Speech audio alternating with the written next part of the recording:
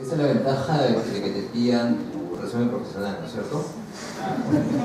Muy bien, mi ponencia es acerca de vocabulario político, lenguaje político durante el periodo de la independencia.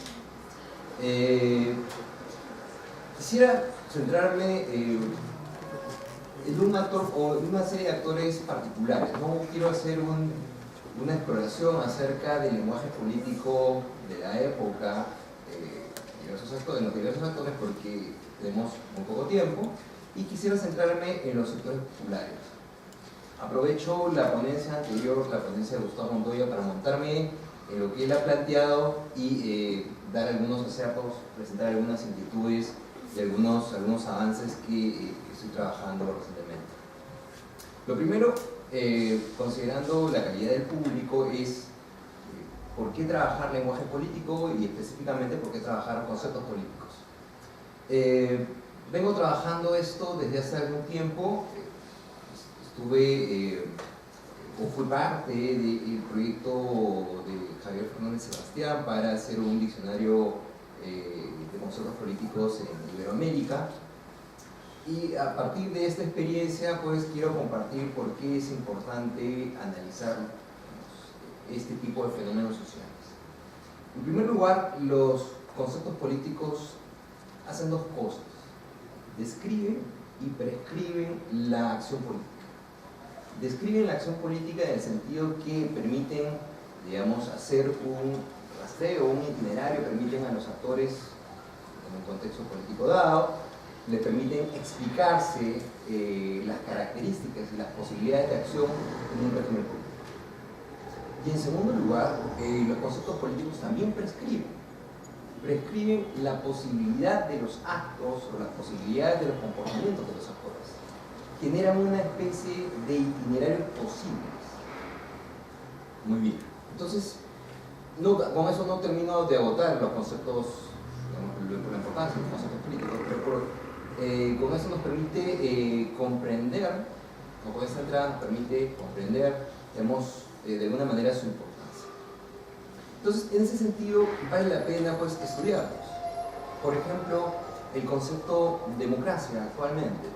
El concepto de democracia describe algunas características del sistema político actual, pero al mismo tiempo prescribe los comportamientos que los sujetos debemos realizar dentro de este régimen político.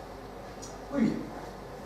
Entonces, cerrando esto, paso de frente a abordar mi tema, que es acerca de los sectores populares. Estoy interesado en saber en qué medida conceptos como patria, como independencia, como soberanía o libertad se difundieron o no en los sectores populares, y si estos se apropiaron o no de estos conceptos. En este diálogo quiero compartir algunas indagaciones parciales sobre el particular. Para abordar este tema resulta necesario hacer manifiesta una primera constatación, que es la siguiente: la mayoría de los conceptos políticos del temprano siglo XIX son patrimonio de una minoría culta. Democracia, patria, libertad, etc., no son de uso popular en los albores del siglo XIX. Provienen del mundo letrado, occidental y urbano. Algunos conceptos tan viejos como patria tenían origen en lenguas extranjeras, el latín, una lengua culterana, por lo que solamente los instruidos hispanohablantes teóricamente tendrían la capacidad de conocer el significado del concepto o de los conceptos, utilizarlos para comprender la vida política y emplearlos para describir el comportamiento de los actores aliados y también los rivales. Como complemento a esta primera constatación se presenta una segunda. La mayoría de la población del Perú en este periodo, el periodo de independencia, alrededor de un 60% de la población es indígena, quechua-hablante, aymara-hablante, pertenecía a una cultura oral, siendo muy raro que en estas poblaciones rurales el conocimiento de la lectoescritura, siendo este vehículo por excelencia del lenguaje conceptual, del lenguaje político o conceptual. Este factum de buenas a primeras podría llevarnos a la conclusión que la mayoría de la población peruana fue ajena al uso del vocabulario político que describía y buscaba prescribir la política en el periodo que estudiamos. Muy bien, sin embargo, al acercarnos a diversos tipos de fuentes, constatamos en algunos casos el uso de este lenguaje. Los documentos mencionan testimonios escritos por testigos letrados acerca de miembros de los sectores populares gritando "viva la patria" o autodenominándose ciudadanos. Vemos petitorios de sectores populares dirigidos al Estado, a determinados funcionarios, adjudicándose los actores que se representan a través de estos documentos como ciudadanos que tildan a sus rivales o enemigos como tiranos y proclamando su adhesión a la justa causa de la independencia. Bueno, para leer estos documentos uno puede tener dos miradas, ¿no? O puede encontrar dos tipos de documentos. Un tipo de documentos son los testimonios de actores letrados que son testigos de este uso del lenguaje político por parte de los sectores populares. Muy bien. Y un segundo tipo de fuentes son las representaciones o los documentos que estos sectores populares teóricamente protagonizan. Muy bien. Ambos testimonios nos dan diferentes niveles de certeza acerca del uso y apropiación de estos conceptos políticos como patria, libertad, constitución, etc. Muy bien. Al respecto de esta apuesta o de estas indagaciones que yo planteo, se pueden hacer dos tipos de críticas respecto a los dos tipos de fuentes. La primera es la descripción de repente montonero gritando "viva la patria".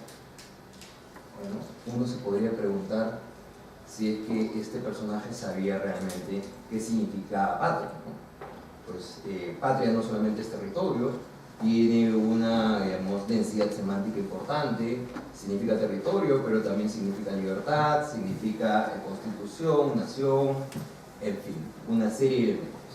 ¿Sería posible aventurarnos a pensar que los sectores populares tenían en su cabeza, concebían en su totalidad, digamos, la densidad semántica del concepto?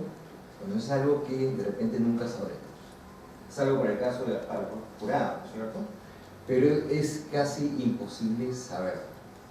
Sin embargo, y aquí me monto sobre lo que había comentado, o que había explicado Gustavo, todos los actores políticos, incluso nosotros mismos en una discusión política, utilizamos conceptos a veces sin hacer explícito, digamos, el sentido mismo del concepto.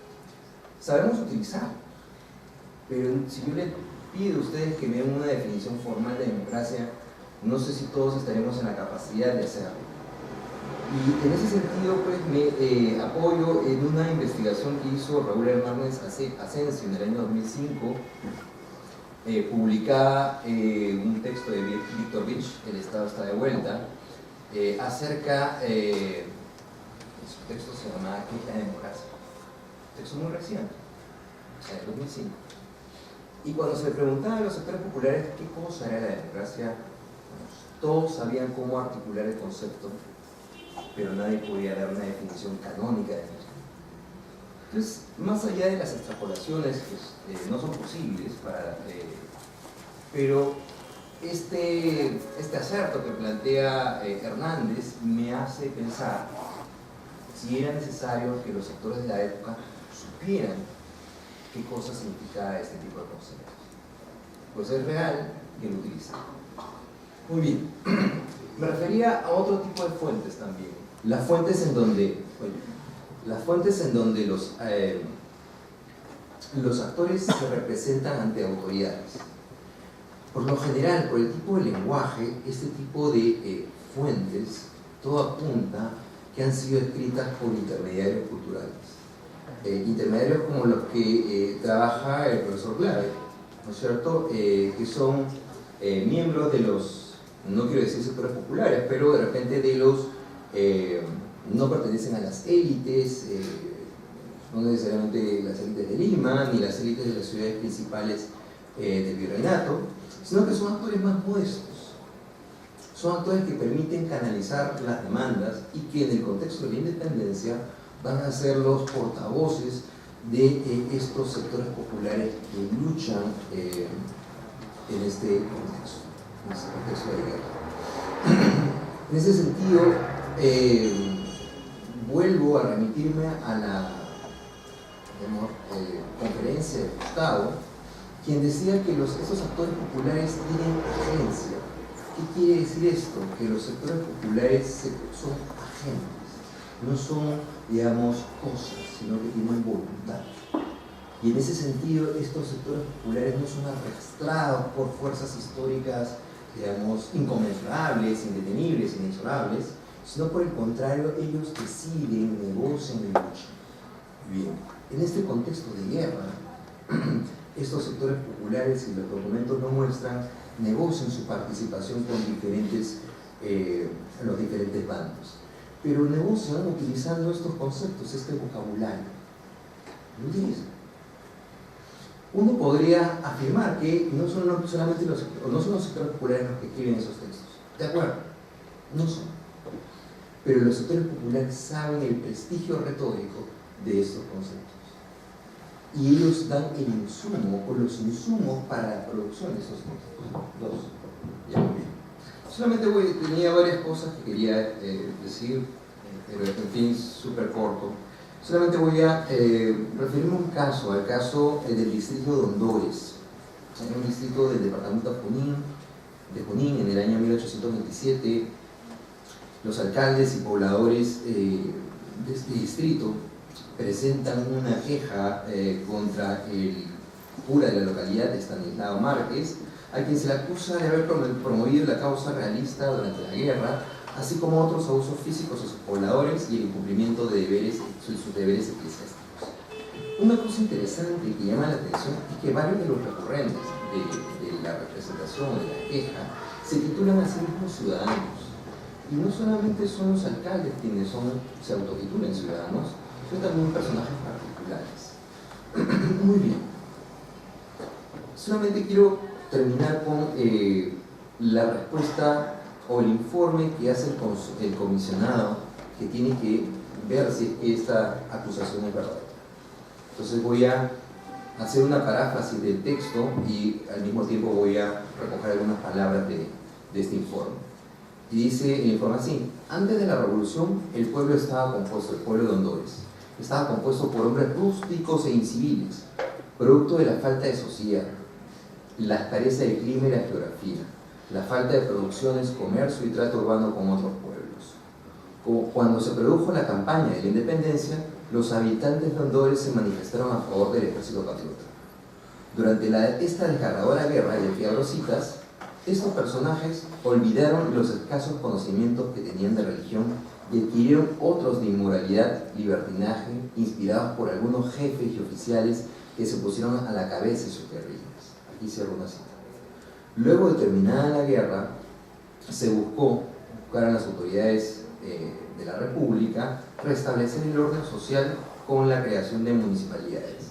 Sin embargo, y aquí abro otra cita, como esta corporación, me refiero a la municipalidad, estaba formada por los primeros hombres del pueblo, adolecía también de los mismos síntomas corruptores, mal podía restablecer el orden, la policía y buenas costumbres.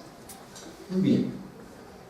El informe cierra con esta frase: los privilegios de heroísmo con que se ha premiado a ese vecindario, que ciertamente les ha influido o infundido superioridad sobre otros, la guarnición que presta del cerro de Pasco, que roza con una mezcla confusa de toda clase de entes o de gentes, pero sobre todo las relaciones adquiridas con hombres que se precian instruir a los pueblos con ideas filantrópicas de esparcir las luces del siglo e inician en vanos misterios a los que tienen mayor esfera de influjo y proporciones, son la causa de este recurso contra este grupo. Muy bien, solamente cierro con una idea que quiero que me permita redondear esta cita. Es el hecho de que las campañas de independencia van a permitir construir condiciones para que condiciones en el vocabulario para que se vaya instituyendo una nueva gramática del poder, que es la gramática que nos va a acompañar en el historia del Perú durante el siglo XIX. Es una gramática donde la retórica política tiene una función fundamental. Es una gramática donde vamos a tener, tenemos un poder fragmentado, donde vamos a tener actores negociando constantemente su participación en la vida política en diferentes posiciones, pero el lenguaje político va a ser fundamental, va a permitir legitimar la, digamos, participación de actores tan pequeños como estos indígenas o grandes como los grandes caudillos. En ese sentido, digamos, el lenguaje político que se acrisola en este periodo va a ser, digamos, fundamental para la negociación constante y la guerra constante del siglo XIX. Muy bien, con eso